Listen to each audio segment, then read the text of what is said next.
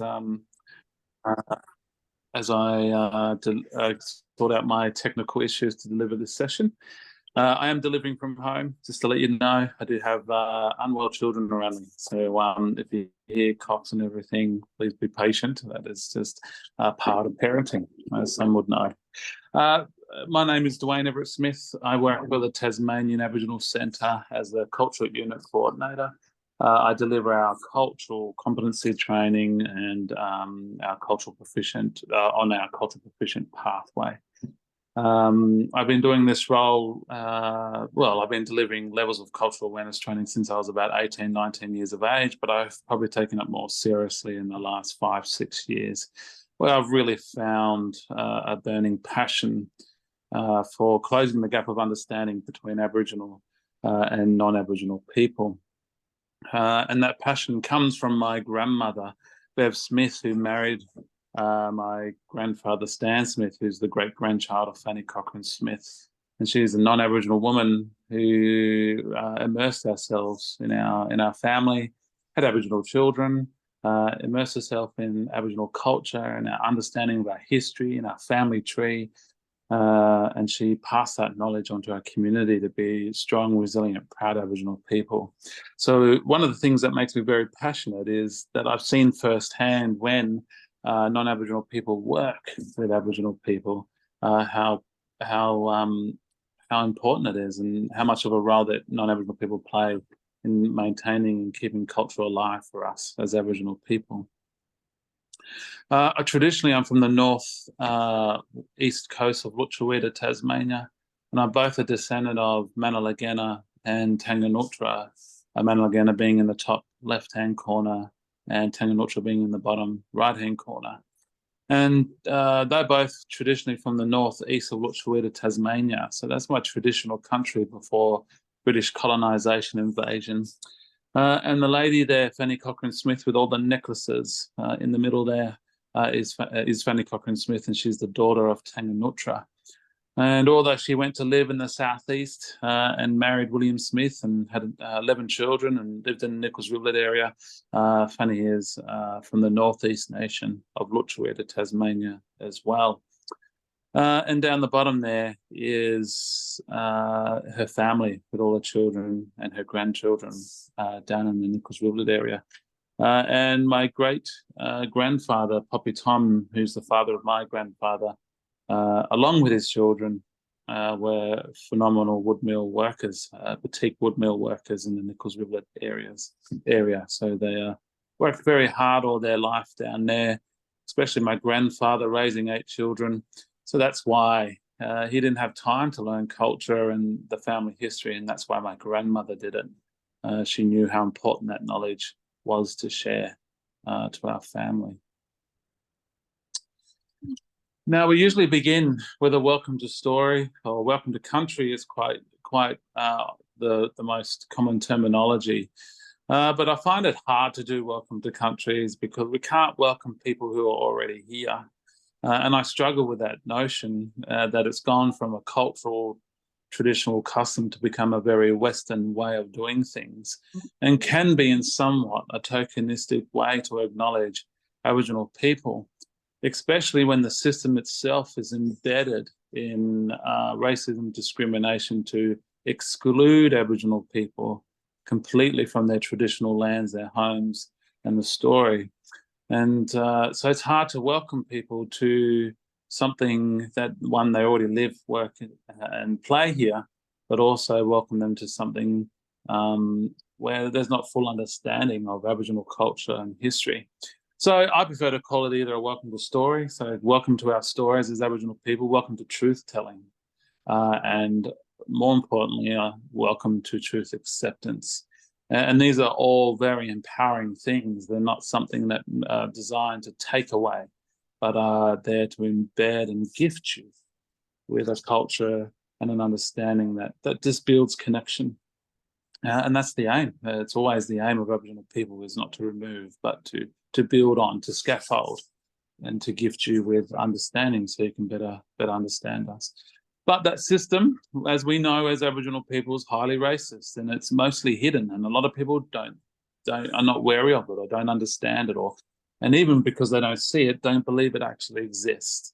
But it does exist, and it's embedded in our constitution, in our rule book as Australia. So we do have the old White Australia policy, but we go down to the bottom where we have dual naming of places in Tasmania, in Lutruwita, Tasmania, where we're constantly criticised for having our culture displayed only through language.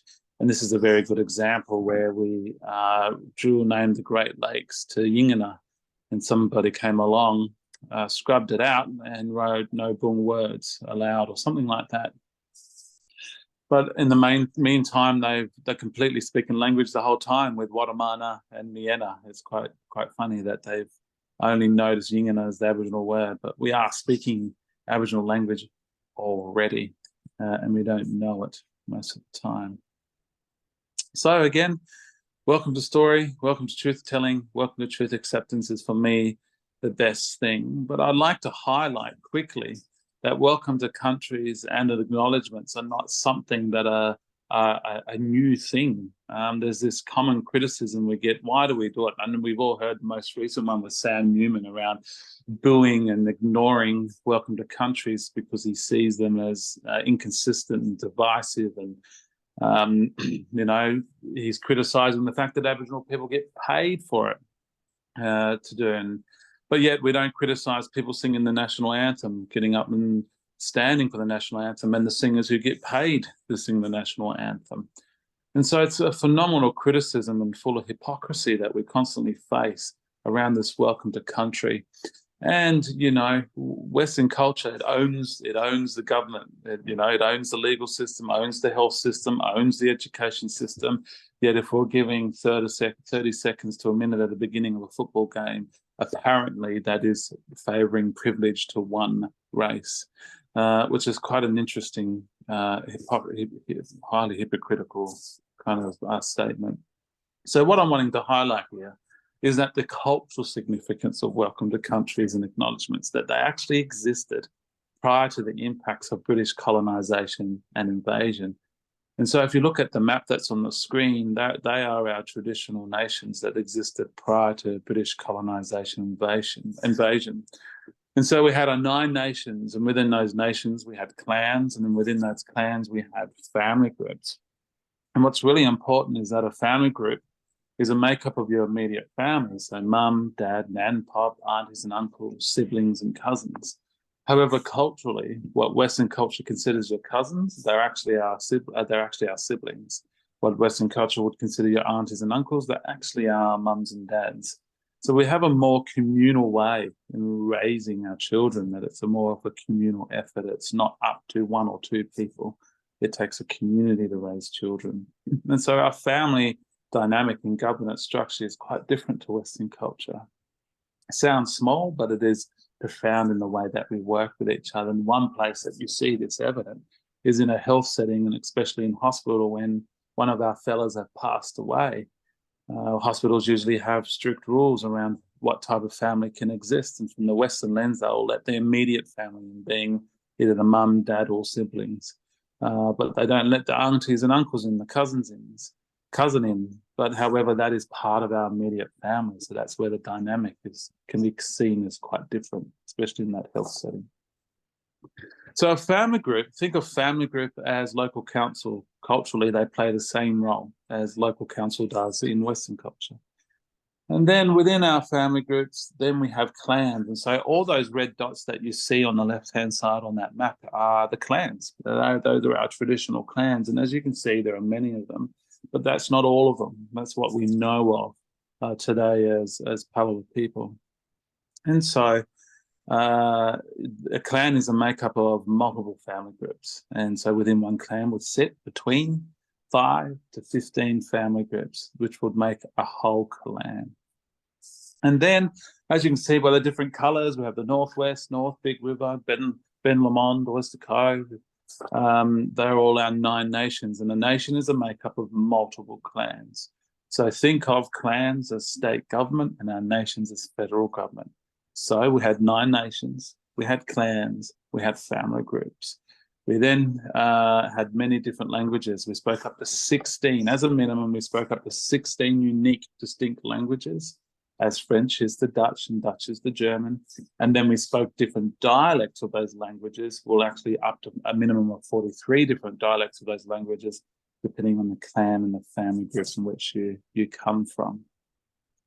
And it was cultural law that women had to marry out into a completely different nation. So they couldn't marry within the same nation, let alone the same clan, let alone the same family group. And the two reasons for that was genetics, to maintain the genetic pool, but also influence. Women were highly influential by their knowledge of speaking multiple languages. And so they spoke languages from the nation, clan, and family group they came from. They marry into another nation and they learn those languages. So that became highly influential for women to be able to negotiate by using language and understanding those values. And so that's where you see the building of how women are quite fundamental in the running of our community and communities all over Australia, but specifically here in Tasmania. Women have a profound role in running our community, and that has stemmed from that cultural times where they spoke those many different languages. On the right-hand side, I promise you I'm getting to a point about welcome to countries and acknowledgements, by the way. On the right-hand side, what you see are our traditional highways and hunting grounds that were made out of our phenomenal button grassland highways and hunting grounds. And that was created through our fire-step farming. And so there are traditional highways and highways that we would use to travel across Lutruwita, Tasmania for resources and seasonal visits. And what you will also notice with those highways is they're quite similar to the highways that we drive on today. And that's because the British didn't have to knock down trees. All they had to do was come along and remove some button grass, and they had their roads and their travelling tracks. And so that's why you see that a lot of our roads are built on actually traditional or cultural Aboriginal heritage through that fire-step farming. But what I note, if you note that in the southwest there's a clan, and you might be able to see it on your screen, it's in the southwest, number 43, it's in between the other two. But it begins at a highway. And if you look at that highway, it travels through the southwest up to the bottom part of Big River Nation. And then they can travel through Big River Nation up to the North Nation and then make themselves to the Northwest Nation. And if you look at that and now understanding your concept of family groups, clans, and nations, what you can notice is there's a lot of traversing and walking through other family groups, clans, and nations, lands, and needing to utilize their resources.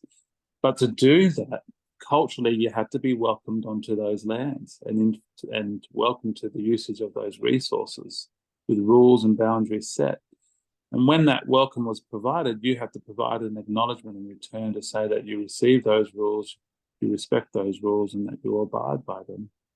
And so that is a cultural welcome to country and acknowledgement. So that's the more kind of economic reasons to welcome, cultural welcomes and acknowledgements. But the more spiritual is that it was a way to get to know each other. So when we'd run in and we'd do welcomes and acknowledgements, we go, who are you? Who's your mob? Where are you from? Why are you here?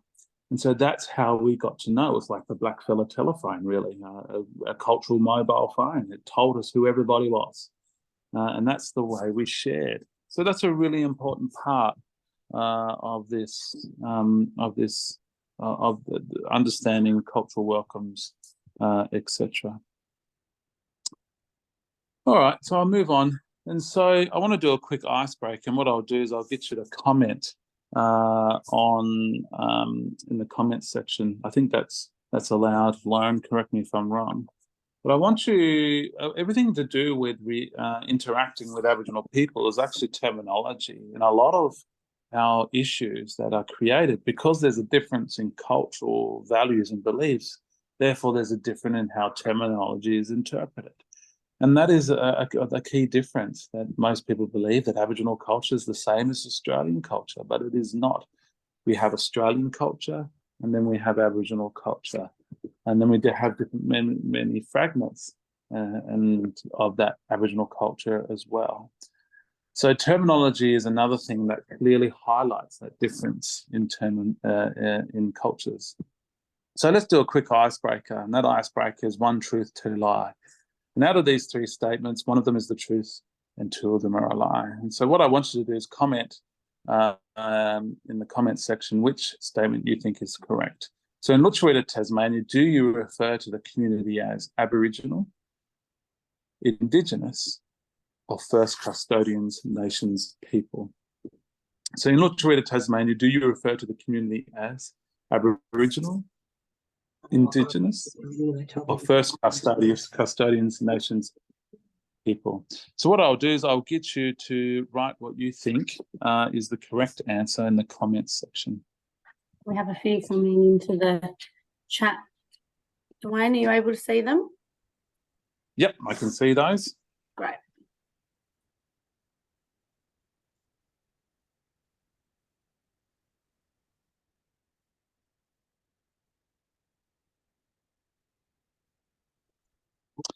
Right, so the common theme is Aboriginal. I feel like you've been to one of my things before, possibly you've been to another one. However, technically you are all wrong, but I did set you up to fail on that one. And this is me highlighting why there is a difference in terminology. So Aboriginal, Indigenous, First Custodians, First Nations are all Western terminology. They're all a dominant culture putting their labels on another culture. So that is not our terminology. So it's, of course, it's not our preference to be referred to by Western cultural terminology. It is important, no matter where you go in Australia, that you learn the cultural names to where you work, live, and or play. And so in Lutruwita, Tasmania, you refer to us. So the first one was correct, somewhat, palawa. So Camilla Thomas was correct with palawa. We like to be referred to by our cultural name, and that is palawa. And that means Tasmanian Aboriginal. And so what you're acknowledging specifically is that we are Aboriginal people whose bloodline and stories and cultural values go back to this island, Lutruwita, Tasmania specifically. So that's what you're acknowledging. You may have heard Pakana, and a lot of our community like the usage of Pakana, and Jamie, who's online, who's a community member and a cultural awareness facilitator, he prefers Pakana. However, we use that more internally because we're all descendant of the Northeast Nation now in Lutruwita, Tasmania, and Pakana is a specific word from the Northeast Nation of Lutruwita. So it's something we use and prefer to use or like to use internally towards each other as Pakana. But as Raichi, as non-Aboriginal people, we like you to call us palawa. That is your beginning point. So we always prefer to be called by our cultural names.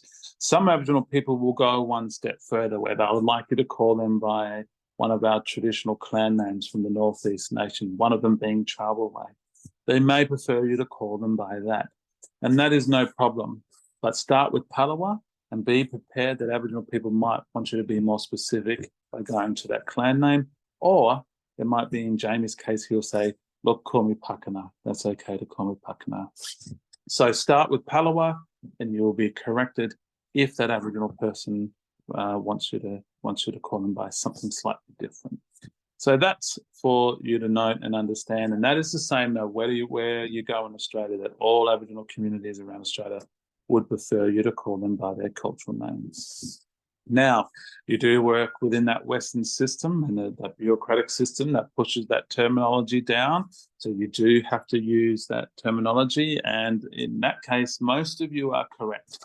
Our preferred terminology is Aboriginal and specifically Tasmanian Aboriginal.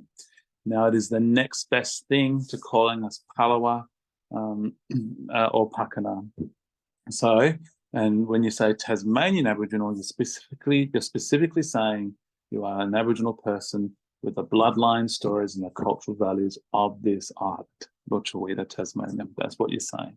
So always use Tasmanian Aboriginal because there is a difference between Tasmanian Aboriginal people and Aboriginal Tasmanians. So Tasmanian Aboriginal people, as I said, are palawa, whose bloodlines, stories, cultural values go back to this island. Aboriginal Tasmanians Aboriginal people have come from the mainland to live within our community. And although they may have been brought up in our community, all that kind of stuff, they still hold the bloodline, the values and the stories of their cultural communities or traditional lands. And so they are not Tasmanian Aboriginal. They are from their country, which is elsewhere in Australia. So it's really important you know the difference, because you can only consult with Tasmanian Aboriginal people here in Mutchurida, Tasmania. Now, Indigenous is out of the question. We do not like it. So Aboriginal means the first people of the land. Indigenous means somebody who's born here. And I'm sure there's members of this group, if I ask you to put up your hand, to say if you were born in Tasmania or Australia, you put up your hand. And that means you're Indigenous. That's what that means. Anybody who's born in Australia or Tasmania is Indigenous. And so we don't like that because it's not specific enough. I'm not Indigenous. You may be Indigenous. I am Aboriginal. That is the key difference in that scenario. So we don't like that, and what a lot of people don't realise, like the voice to Parliament, the word Indigenous began with John Howard in the 90s, and he used Indigenous to assimilate Aboriginal people because he thought by acknowledging as a sovereign culture, it was divisive, that was unfair, and were providing privilege to one race. So he started using Indigenous to assimilate us, because what happened is non-Aboriginal people saying, well, got cotton on and said, well, it means I was born here. So I was born here, you're born here, I'm Indigenous too.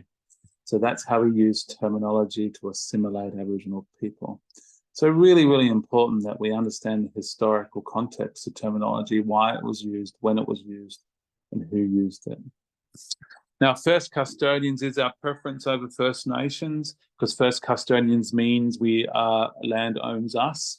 We don't own land owns us. Really important. So our preference is always First Custodians, but we're also okay with First Nations. But with First Custodians, First Nations, we like you to use it when referring to us as a whole. So when you're talking about all Aboriginal communities all over Australia, all First Nations people, custodians, people around the world, that's when we like you to use it, when we're putting us all in one basket. So there's always context to when you should use the words. All right, hopefully you're learning something new as I go on. I can't see your faces, unfortunately, but I'm hoping you're smiling and enjoying the content and having a good time. So I'll keep moving because I know we're only short on time. So what I want you to do as the next activity, and something we hear a lot as Aboriginal people, is no offence, but it happens a lot. But we're not the only people who've heard this. You hear it as when it comes to sexual identity. You hear it when it comes to gender identity. We hear it when it comes to beliefs and values, whether you're religious, or follow other values and beliefs. But we as Aboriginal people hear it about race. And that's what makes it racism, because we have a sensitivity to calling out racism. And so when we hear no offence, but, because we'll hear it a lot of the time, well, I hear that and I hear that. But when it is about race, that is why it becomes, or it is, racism. So what I want you to do, just on a bit of paper, is I want you to write down a negative comment, stereotype, or myth you've heard, said, or seen about Aboriginal people. So I just want you to write down a negative comment, stereotype, or myth you've heard, said, or seen about Aboriginal people. So I'm going to give you a couple of minutes to do that.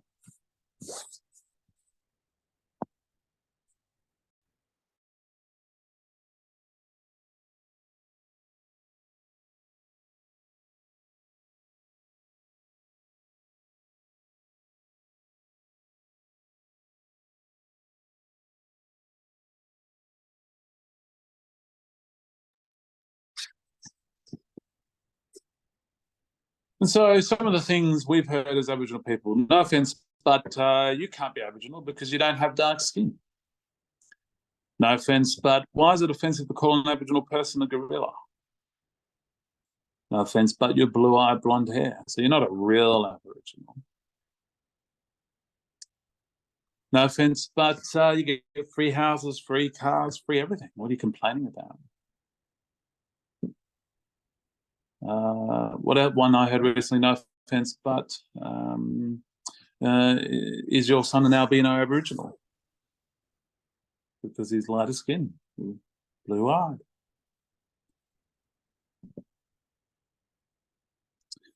And so I guess what I'm highlighting here, and because I can't see if you have put something down, and hopefully you have, or you've at least thought about things that you've heard, said, or seen, that the fact that you can think of something or write something down means that racism still exists.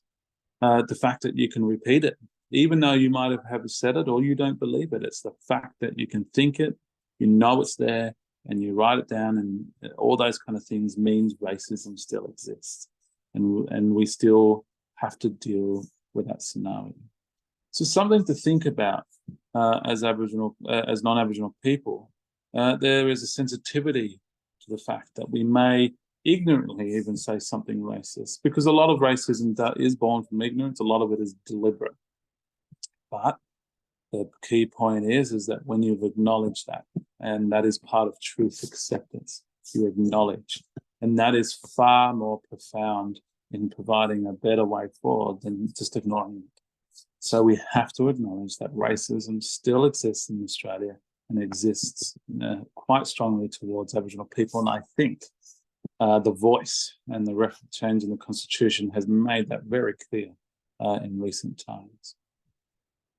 So, Lauren, just give me a 10-minute call, because I can't see time here. So just give me like a 5-minute kind of call, if you don't mind. That would be really appreciated. So just to go through a quick timeline. So our creation story tells us as Tasmanian Aboriginal people that we've been here for always. And our creation begins with Panopiri, the sun, and Wheaty, the moon. And we believe that Lutruwita, Tasmania began as nothing but a little sandbank in the middle of a great big ocean. And as Panopiri, the sun, and Wheaty, the moon, did their many travels across the sky, they dropped seeds. And the island grew into the island that we know today. And so it was Panopiri, the sun, and Wheaty, the moon, that planted the mountains, the hills, the waterways, the huge luttas, the big gum trees, and all the plants, the animals, and the scrub. However, one day, Wheaty, she became tired and came to rest on an iceberg. And so Panopiri shone, the brightest he had ever shone, to help encourage Wheaty to come back across the sky. And as she made her way back across the sky, Panopiri met Wheaty in the middle. When they met in the middle, they had a baby, and that baby became Moyini, the great southern star. And Moyini, he reached down to this island, took some soil from this island, took it back up to Wurrunkili, the sky, and combined our body with our spirit and made us who we are today. And then he sent us star hopping all the way down the stars until we made it back to this beautiful island, Lutruwita, Tasmania. And so we believe as Aboriginal people that we come from the land, we live as part of the land, and when we die, we'll go back to the land, and our spirit returns to our creation, back up into the sky where all our ancestors end up going. And our cultural science tell us that we've been here for always, that we may have not existed in this form, but we've always existed in some way, some form. And so that's what our creation story tells us. However, Western culture tells us something very different. They measure importance by numbers, whether that be through currency or through time. Importance is measured through numbers, through those things. And so we're going to quickly go through Western science view of how long Aboriginal people have been in Lutruwita, Tasmania for. So Western science begins us at a number of around 60,000 years that Aboriginal people have been in Lutruwita, Tasmania. So we're not talking about mainland dates, we're talking about Tasmanian specific dates.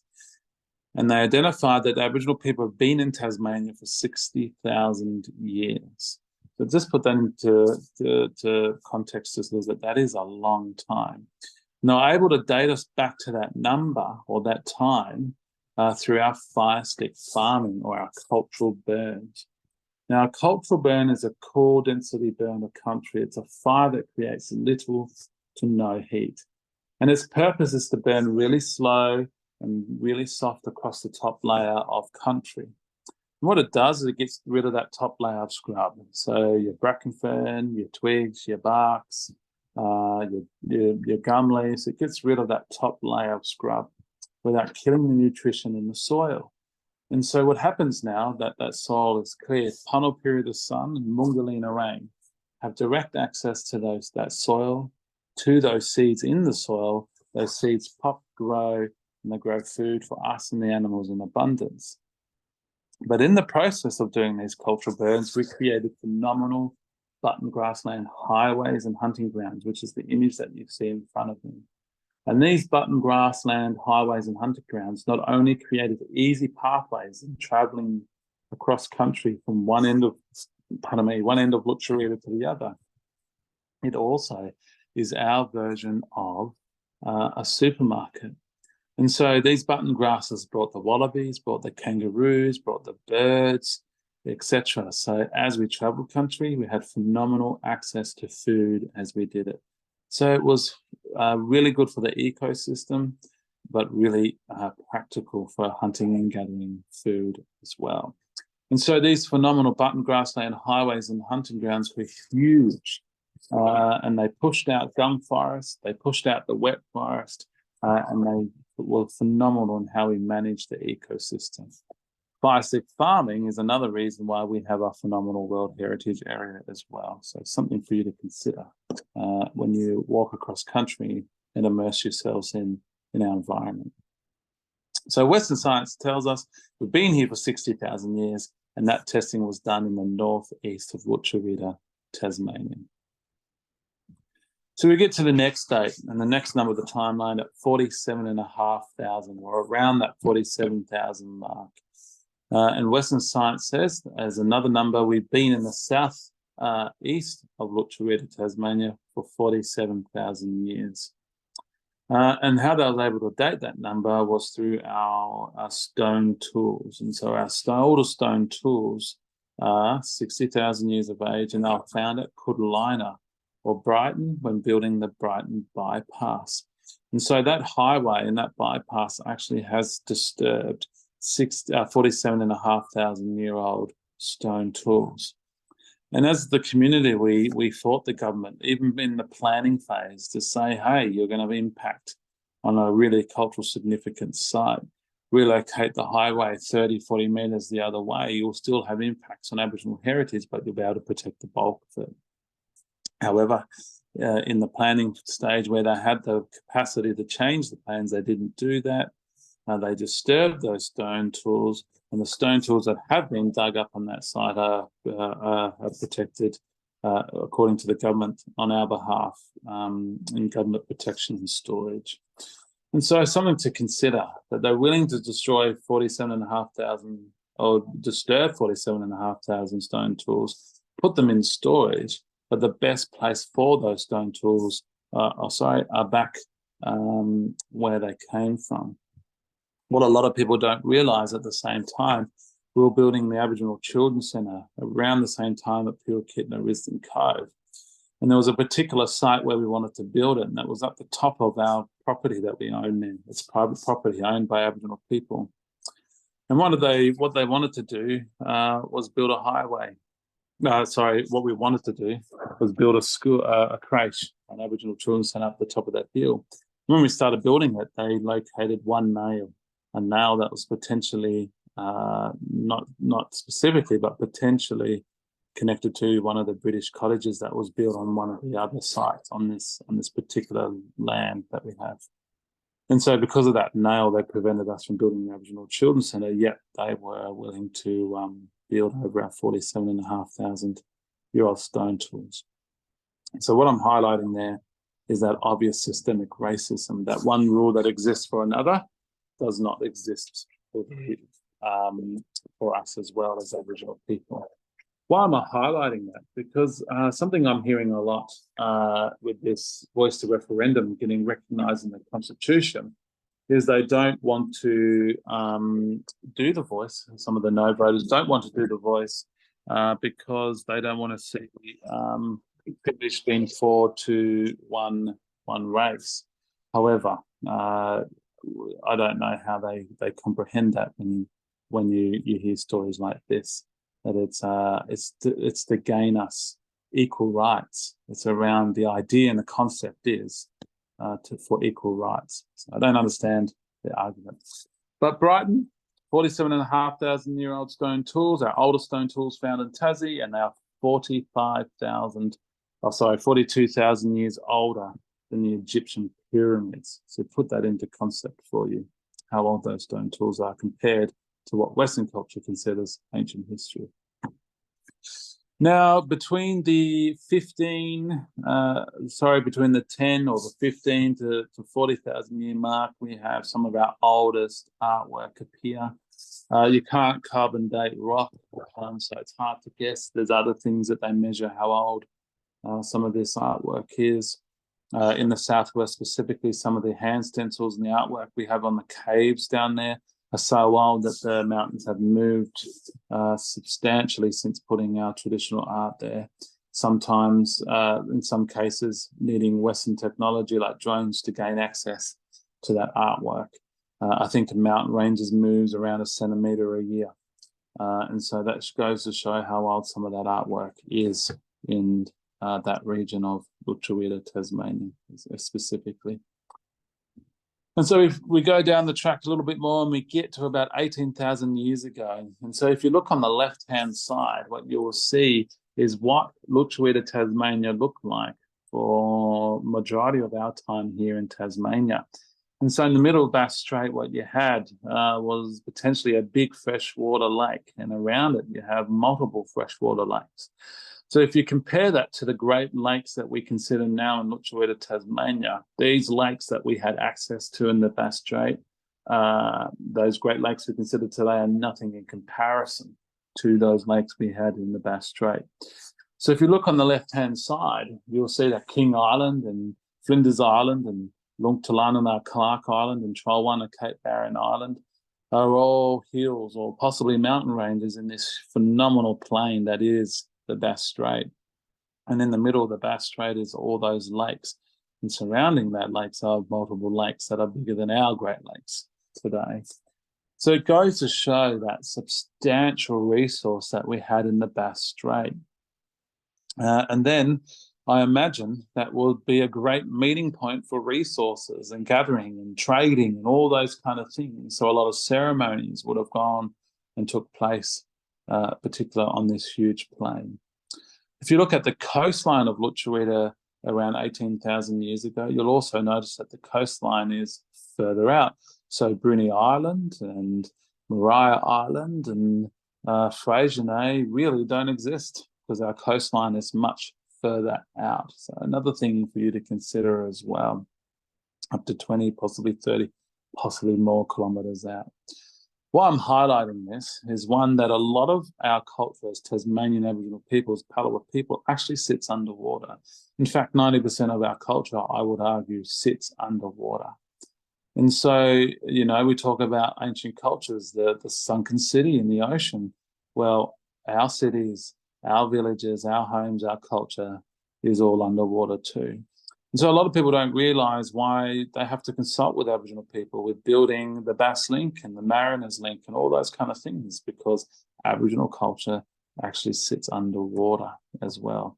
Kanamaluka, the Tamar River, Timtamili Mananya, the Dirt River, are all creek beds, almost non-existent compared at this time. So it's something for you to consider when you walk along the water's edge, or you are standing at the Kanamaluka or the Timtamili Mananya, the Dirt River, that underneath that is actually around 50,000 years of Aboriginal heritage and culture under those waters. And if you look on the right-hand side, at around 11,500 years ago, the last ice age ended and the Bass Strait flooded, and we started losing our Flinders Island Bridge in connection to mainland Australia. And by 10,000 years ago, it looks like what it does today. So Tasmanian Aboriginal people have been in Tasmania for 50,000 years longer than the Bass Strait has existed. That is phenomenal and something that is not considered at all in the history books here in Lutruwita or in Australia. And so it was about 10,000 years ago, we became the most isolated civilization in the world. was around 12,000 years ago. We only just lost our title as the most southernest people in the world as well. Everybody's now ventured down all the way down South America. And we live isolated with no access to no cultures, no other civilization for 10,000 years. It was just us on our own for 10,000 years. And so that's why it's really important that I highlighted our complex governance system at the beginning around our family groups, our clans, our nations, our languages, the women being married out. It's because of all this that highlights a complex governance system, because without a complex governance system, we can't thrive isolated on our own without any other cultures. So we had no world trade, we had no internet banking, we had no Tinder, none of those things. So we did it on our own for 10,000 years. And so what I'm highlighting there is Western culture considers us as simple hunters and gatherers, nomadic, we had no purpose, nothing. Yet we outlived what they consider the makeup of modern civilization or real civilization by a minimum of 5,000 years isolated. So just put that into context about how much they dumbed our culture, or continues to dumb our culture down for the value of claiming terra nullius, meaning no humans live here. So everything has a purpose, like we talk about terminology. Everything has a purpose. Why would that word be used? Why would those things be said by who at what particular time? The terminology is really, really important. And this is a really good example of that. So we fast forward down the track. We get to 1803, and with the arrival of British culture or Western culture, and the beginning of British colonization and invasion. So in 1803, the British invasion and colonization begins, and we experience our first huge massacre of Aboriginal people in Tasmania at Pure Kitna Risdon Cove.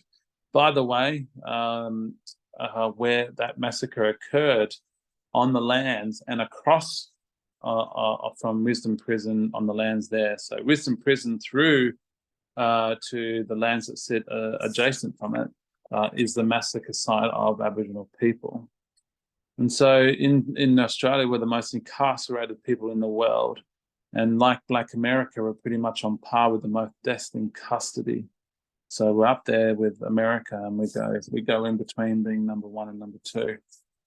And so not only are we the most incarcerated people in the world, not only do we have one of the highest deaths in custody, 80% of those deaths are caused from not having access to health, from chronic disease, or if they've belted our people in prison and not given them access to health, they've died as a consequence of not getting access to health. Now we're also locked up in places that are built on top of massacre sites, and not only massacre sites, but are heritage sites that has housed thousands and thousands of years of stone tools, and that is Risdon Prison. So something for you to note, again, we're seeking equality. We're not seeking more privilege. We're seeking equality. When one rule exists for another, it should exist for all. In 1810, in the northeast of Lutruwita, Tasmania, the combination of Irish British Sealies were kidnapping Aboriginal women and girls from the northeast nation and taking them to Clark Island and Cape Barren Island. And they were taking them there for their knowledge in hunting seal. And each sealer had a quota of about 6 women as an estimate. And they would drop these women around the islands. And they would say to these women, you need to meet this quota. And if we get back and you haven't met that quota, there would be punishment. And so there was great stress. Not only had they been removed and stolen from their families, they were very much in slavery to these sealers. But what often is not mentioned at this point is that these women and girls were not just taken for their knowledge in hunting seal, but they were taken for sexual slavery. These women and girls were raped. And that is the fundamental survival of our people as Tasmanian Aboriginal people. That as Aboriginal people today in Tasmania, our skin is lighter and we have European names as a consequence of this sexual slavery. We survived because of this sexual slavery. And that is something that is not shared or openly acknowledged as one truth-telling, but also truth acceptance. That when working with Aboriginal families, specifically women and children, historical context is everything. And it's something that you really must know when working with us, because it changes how you work with us. By the 1840s, we had gone from a population of 30,000+ down to no more, if we were lucky, around 50, maybe 60 Tasmanian Aboriginal people left, and I'm overestimating that number. And by the 1840s, we were now all isolated to the islands. So one mission opened up in Waibelina, took a combination of the 9 nations, clans and family groups that were remaining, and took them to Waibelina. On top of that, we had the Aboriginal women and girls who were still living on Cape Barren Island and Clark Island, who were all from the Northeast nations. So that's how you start seeing the changing dynamic of the Aboriginal community in Tasmania. And there's a few things here. It's this relocation by George Augustus Robertson on behalf of the British government. He walked around and he promised all these things. He said, we'll give you land, we'll give you sovereignty, we'll give you autonomy, we'll give you protection, we'll give you food, we'll give you clothing in perpetuity. If you agree to go to Waibelina, and if you go there for a period of time, what we'll do is we'll return you to your traditional lands in a period of time. And so that is our treaty. We negotiated a treaty with the British government. Aboriginal people in Tasmania, we have already had a treaty that could be honoured, but that is ignored. And that happened in the 1840s. And so a really important part of history, I might add at this point, it was in the 1820s, the British government was paying a bounty to non-Aboriginal people to hunt Aboriginal people. And so they were paid £2 per child and around £5 per adult, per Aboriginal adult and child they would kill. And to prove that, they had to collect our body parts, fingertips, ears, jaw lines, hair pieces, you name it. They collected the body parts to prove and to create their bounty. And a lot of these people created intergenerational wealth from that bounty, not just in Tasmania, but all over Australia, where they built farms, brought mines. And this is what we're saying. When we say as Aboriginal people that Australia has built its wealth from the massacres of Aboriginal people, because it's these bounties they were paid where they were able to buy land, buy resources, buy industries to build intergenerational wealth. So that's what we're talking about. That's where it comes from. And so it was in 1876, Truganini died, and the historians and the government maintained that she was the last Tasmanian Aboriginal and there were no Aboriginal people left. Although they knew about Fanny Cochrane-Smith, although they knew about Dolly Dalrymple in the northwest of Tasmania, and although they knew about the women and the girls on Cape Barren Island. They knew about all this, yet they still said that Truganini was the last Tasmanian. And they did that because what it did by doing that was void the current treaty. If there's no Tasmanian Aboriginal people left, there's no treaty to honour. So that is why they said that. Although in 1983, sorry, that was meant to say 1876, not 1976, just to clarify, in 1883, they opened up an Aboriginal mission on Cape Barren Island, but also granted land to Fanny Cochrane-Smith. So they were lying to the public for the conveniency of not having to honour that treaty. So Truganini is not and was not the last Tasmanian Aboriginal person. And then we continue to the 1950s, post-World War I, post-World War II, where we hear stories out of Flinders Island, where they now close down Cape Barren Island and they're closing down services directly to Aboriginal people in the 1950s. And they're doing this to assimilate Aboriginal people. So they close it down and they force us into suburbs like West Moona, Invermay and Penguin. And stories in the 1950s. So this is post-World War I, World War II, where Aboriginal parents were sending their children to school and the government would kidnap those kids from those schools, take them to places like Launceston and Nipaluna, put them in a home, and they would be orphans, raised as Christians, and etc. This was happening in the 1950s, post-World War I, World War II. By the way, the Act of child stealing in Tasmania continued until the 1970s in Tasmania. That's about 30, 40 years post-World War I, World War II. And something we hear a lot as Aboriginal people is get over it. It happened a long time ago. Yeah, as I've just shared with you, that a lot of these things were happening to us post-World War I, World War II. Yet we mourn Anzac every year, understandably, but that is, again, systemic racism. That's what systemic racism looks like. All right, I hope you're learning a lot. I'm moving forward just a little bit. I've got about 5 minutes left, a bit less than that, I believe. I think I've got an hour. Correct me if I'm wrong, but I'll try and move forward as quick as possible. That's correct. Yeah, thank you. So just some documentation. How do we know all these massacres happened, right? How do we know that the massacres happened in such detail in the way that they have?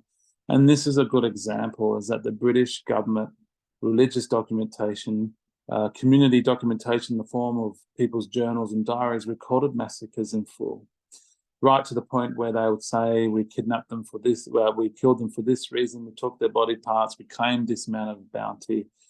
And why did they document it in such detail? Because they didn't consider us human. They considered us as part of the flora and fauna, or the missing link between gorillas and human. And to be able to claim terra nullius, they had to claim us as animals. That's why they did it, to be able to take the land by force without breaking international law. So that's really important and something for you to note as well, and has a profound impact. By the way, we didn't get citizenship until 1967, and that wasn't enacted until the 1970s. So we wasn't considered Australian citizens until then. We wasn't considered human until 1967, by the way. And then we wasn't considered as existing as Tasmanian Aboriginal people until 1995, where I was 8 years old. Up till then, they said there were no Tasmanian Aboriginal people there. And so with that in context, I'm 36 years of age. My son, Oliver, who's almost 13, but since the arrival of British colonisation and invasion, he's the first member of my family to be, since British colonisation and invasion, to be acknowledged, 1, as human, to be acknowledged, 2, as Australian citizen, and 3, as existing. And he's only 13, almost 13 years of age, but he's the first to be born with all those rights straight up. So it's something for you to consider as well.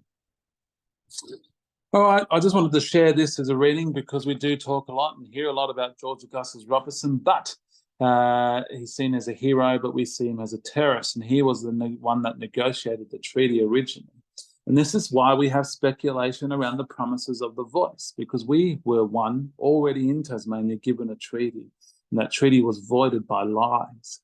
And then we're on top of that, we're also promised if we go to Waibelina, we'll be returned to our traditional lands and be able to live sovereign and peacefully in our cultural ways and values. And it was all a lie. And it hasn't been honoured. And so we don't believe that the voice and recognition in our constitution is in our best interest as Aboriginal people. We do question its intent. And that we've been saying at every protest since the 70s that we want treaty. Yet they put voice on the table and constitutional recognition on the table. And the only thing that Liberals and the Labor can agree on is constitutional recognition. And we go, that doesn't make sense. That does not make sense. Why would John Howard agree to constitutional recognition in the 90s? And why would the Liberal agree to it, but not the voice? They'll agree to constitutional recognition, but not the voice. It makes no sense. And we do not trust intentions. It's like saying to Aboriginal people, we're going to destroy your rule book that you had for 60,000 years. We're now going to give you our rule book that's only existed for 100 years. We're going to rip up your rule book, but what we'll do to be kind is we'll recognise you in our rule book. So that's pretty much what's happening to us. And so it's really something that needs to be considered when voting yes. Is it really in our benefit, or is it in your benefit to turn up and protest and seek land return and treaty with us? Which is my preference and why I will, be voting no to the voice to Parliament. All right, so moving forward, sorry, I've got repeats here. I'm going backwards, that's why, because I'm pressing the wrong arrow. And so just quickly, just to wrap up, I've gone over time. Here is the letter to Waibelina a letter to Queen Victoria that Aboriginal people sent from Waibelina, requesting that the British honour their original treaty with Aboriginal people. I won't hold it on screen now because I've run out of time, but I will send this PowerPoint to Lauren so you can have a read of that as well. So what do we want today as Aboriginal people? We want dual naming. We want protection of heritage. We want treaty and truth-telling. So when voices was raised, what we want is truth-telling. We don't want a voice to Parliament. We want truth-telling to be told. We want truth acceptance. That's what we want. We want treaty. And because of our isolation to Waibelina, our native title naturally has been removed as Tasmanian Aboriginal people, because to claim native title, you have to prove a physical, continuous connection to traditional lands. What the Tasmanian government can prove is we haven't maintained a physical traditional connection to our lands. So therefore, treaty is what we need to have native title, truth-telling, truth acceptance, and to amend our Aboriginality policy in Tasmania. And of course, our main priority for us is to have a continuation of our culture and values. Now, there's a quick graph there that highlights the impacts of British colonisation invasion on the social, health and well-being of Aboriginal people. Again, I won't leave it there because I'm running out of time, but I will send the PowerPoint for you to have a look through. The difference between individual racism and systemic racism is there for you to have a read later. Again, I will send that on. And just to get through to the last PowerPoint to finish up before we have some questions, there's a great way to describe us as Aboriginal people is that we are a culture, not a colour. We are values, not a look. And that it's our storylines, it's our culture, and it's our bloodline that makes us who we are, not our colour, not our look. All right, so now to finish up for the session, I'll just open up to any questions.